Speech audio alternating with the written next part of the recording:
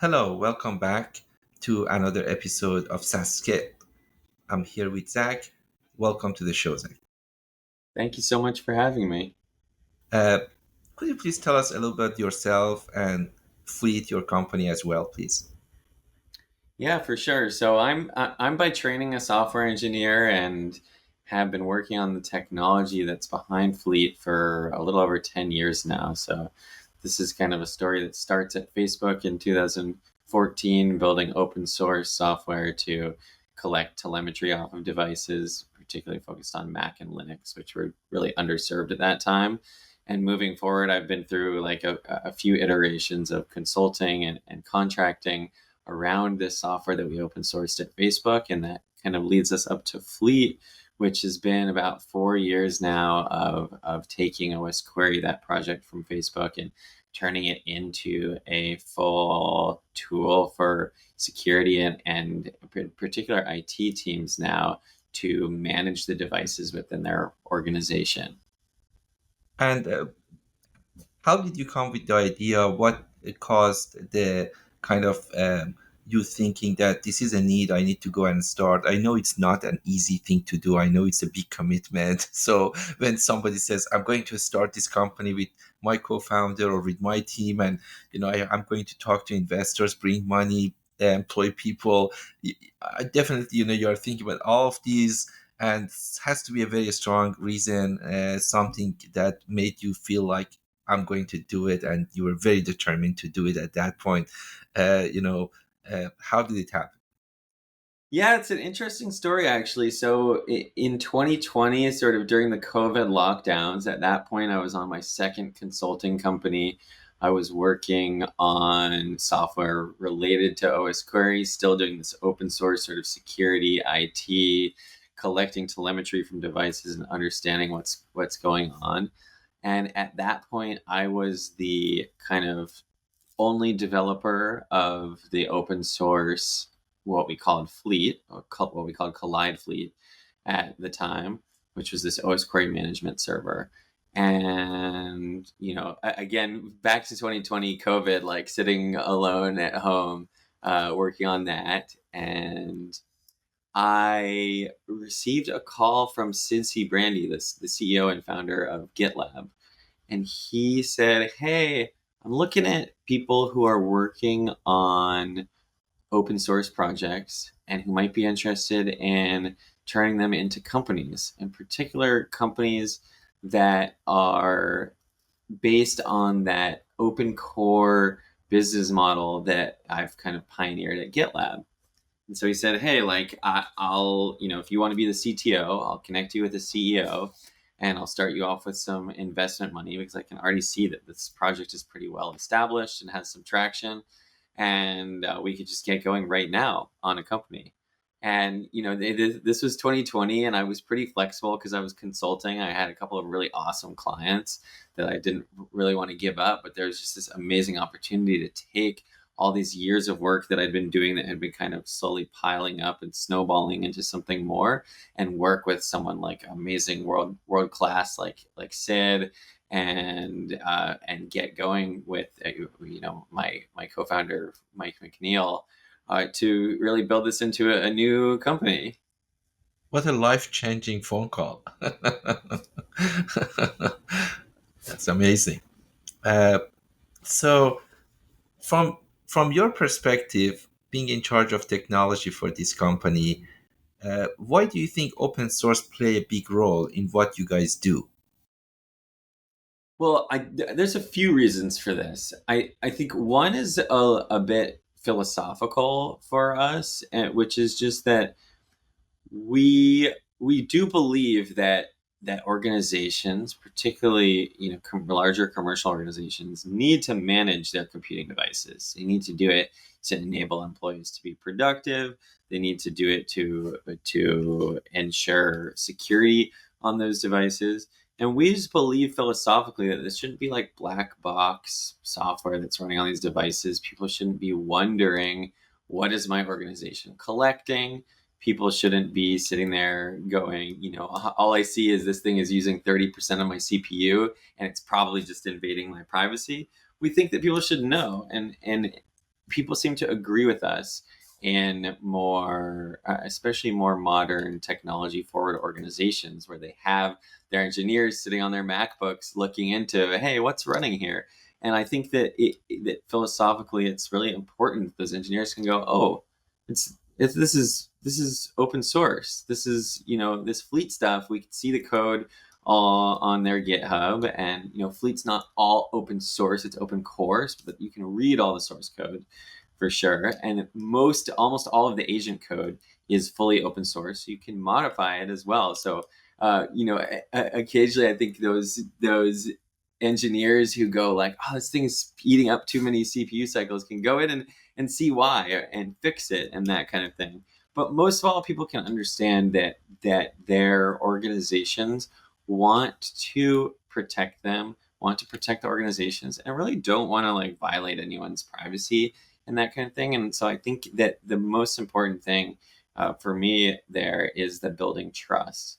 Then the other part is just the fact that we've got engineers working on these security and IT teams, and they can better integrate with software that they can understand, read the code. And that's what we see our customers doing all the time is, they go, hey, how do you integrate with the APIs in these ways? And we go, well, here's our source code. Like, take a look at how we do it. Adapt the code to how you want.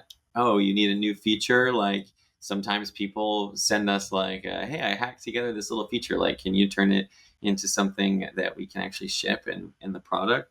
So I think that those are kind of the dual benefits of open source for us in this context. Yeah, makes sense. I mean, you're absolutely right. So, in what you do, trust plays a huge role. And what is the best way to really make sure that it's there, period? There is no doubt. It's just, hey, I put my cards on the table. And literally, this is, the case. And, this is open source. So there is nothing I'm hiding or doing that you don't know. So yeah, makes perfect sense. Now, in your case, if I'm correct, I listened or maybe read something that in the past you mentioned about the cross-platform endpoint management in your environment. I'm not sure if that's something that you know plays a big role in what you guys do, and if you can expand upon it as well, I appreciate it. Yeah, it does play a big role. So if you look at particularly MDM, which stands for mobile device management, but really means sort of any computing device that an end user uses.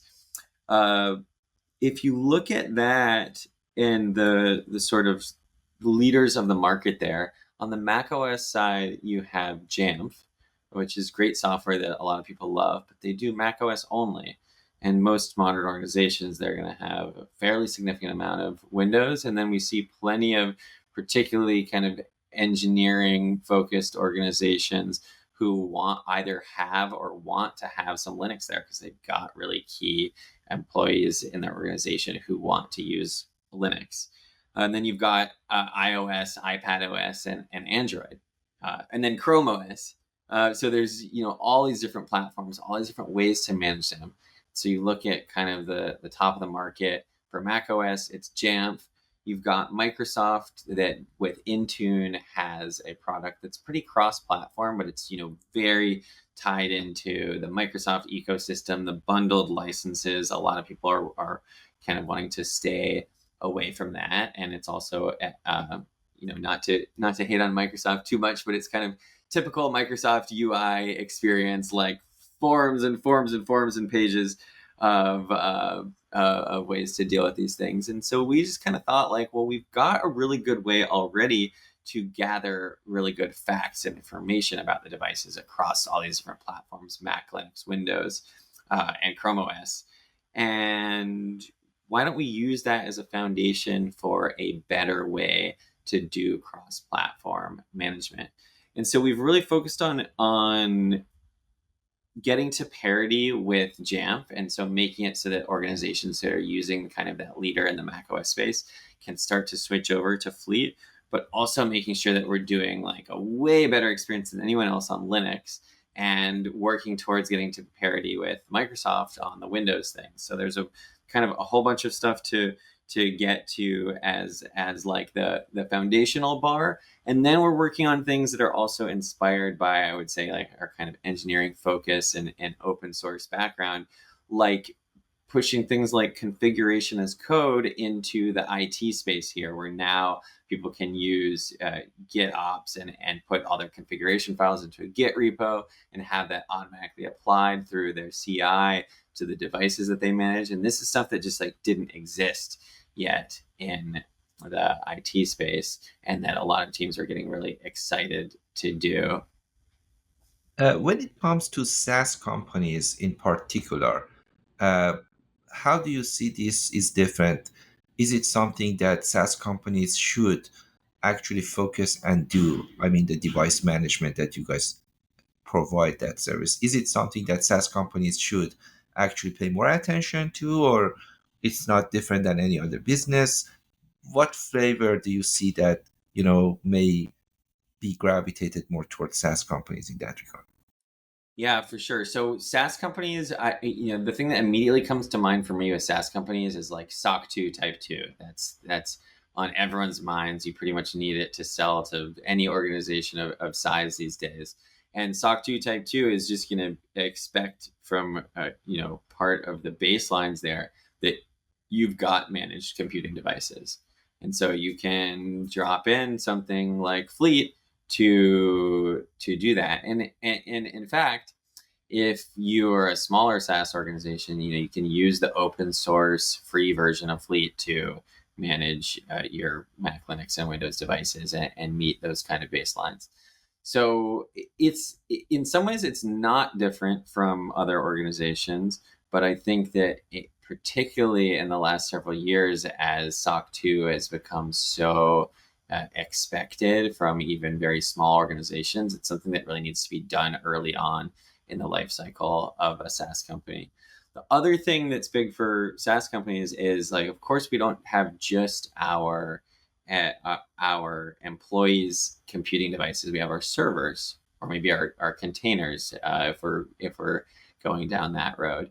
And we probably have a bit less compliance pressure on that, but we have very real security and operational concerns due to the fact that our customers' data are on those systems, and something like Fleet, not only can it manage the end user devices, but it can also manage the servers and containers. Or rather, I should say, it's more for baselining and collecting telemetry from the servers and containers. So you can have one platform where you're going to be able to see data across all the different types of computing devices that you have in the organization. How do you see, for Fleet in particular, what's the vision? What's the grand vision? Where do you want, to be the company in some years from now? Yeah. I mean, the grand vision is to, again, sort of follow in the steps of GitLab. So continue building out a platform for managing all the computing devices and organizations, and doing that in a way that's open source, trustworthy, privacy focused. And so I think what that looks like over the next several years is making sure that we have a really good foundation of MDM for, which is again kind of management for Mac and Windows, that meets the standards set by Jamf on Mac and Microsoft on Windows, and then kind of pioneering what this looks like for Linux, and some of our customer organizations who are really pioneering Linux as a first class option within their companies, and then continuing to push down some of the security fronts that we've been working on, like managing software vulnerabilities, software updating, and eventually, possibly going down the path of EDR, endpoint detection and response. But I think that really it's about, like, let's look at what does an organization, particularly a larger enterprise organization, need to do with the computers that they run. And we're talking everything from IoT to mobile devices to laptops to servers. what do they need to do with that, and how can they do it in one platform that's transparent, easy to use, developer focused, and reliable. When it comes to open source and AI age, so far, open source has been dealing with human. Now, if not today, very soon, you know, when you say it's open source, AI will have access to open source. And I wonder if you see any change with that regard. There will be positive use cases, but also there will be some maybe, bad use cases that AI can be employed by some people to really go there and read all of these and do something that, you know, may not be the great, positive for companies to see. Um, and in general, you may want to expand on any other impact that you think AI in general and Gen AI in particular might have in what you guys do. But in so it different aspects. I would love to gain your insight on that. Yeah, I mean, when it comes to the generative AI stuff, we are dabbling in that. I mean, I will say that the core of what we do is very fact based.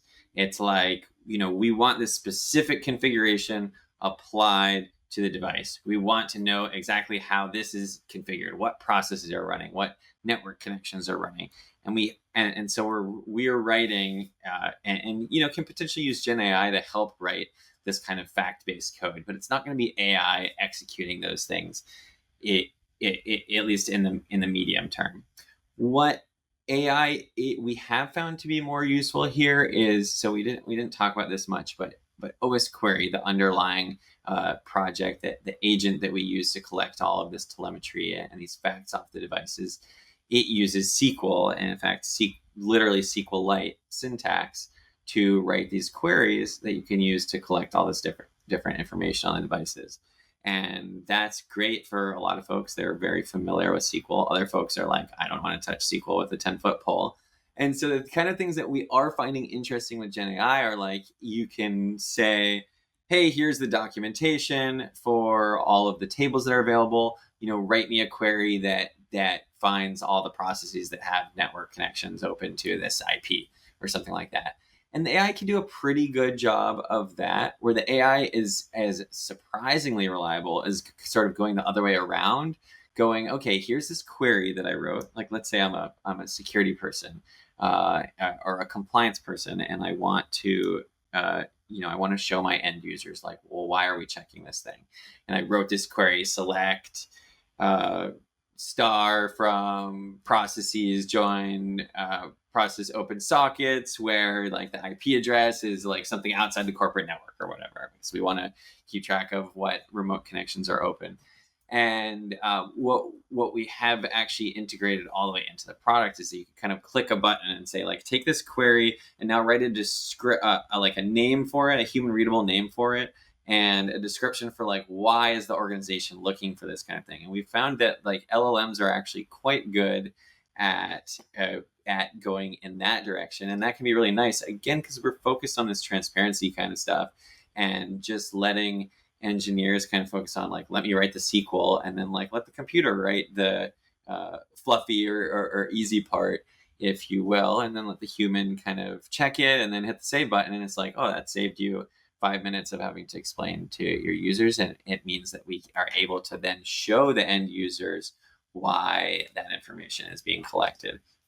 So that I think the kind of the both directions of that are the biggest future. I think that the foundation of our software is still going to remain very fact based, very concrete, and we may, like any organization, be assisted, and we certainly have been at times assisted by LLMs in writing that code, but that's going to be just like normal software engineering code that's focused on gathering those facts and setting those configurations.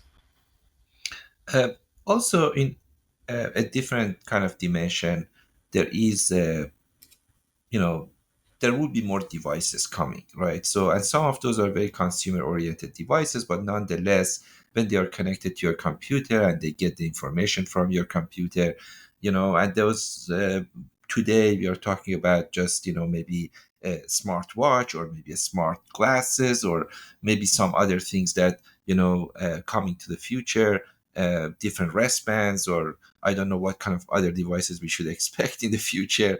But how does it work from device management perspective? Do you count them as kind of this is also a device that companies should manage, or those are purely personal devices? We don't want to really get into managing those devices.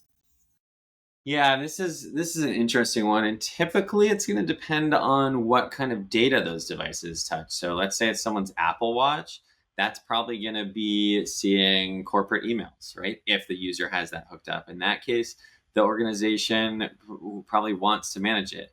If it's someone's Fitbit, I wouldn't want to touch it if I were in a security or IT person in an organization. It's not going to have data relevant to the organization. So I think that these are exercises that folks and security and IT teams are constantly going through, sort of like what is in our scope, particularly as we move to like hybrid and remote workforces, as we've seen BYOD with folks bringing more and more of their own personal, particularly mobile devices into the organization.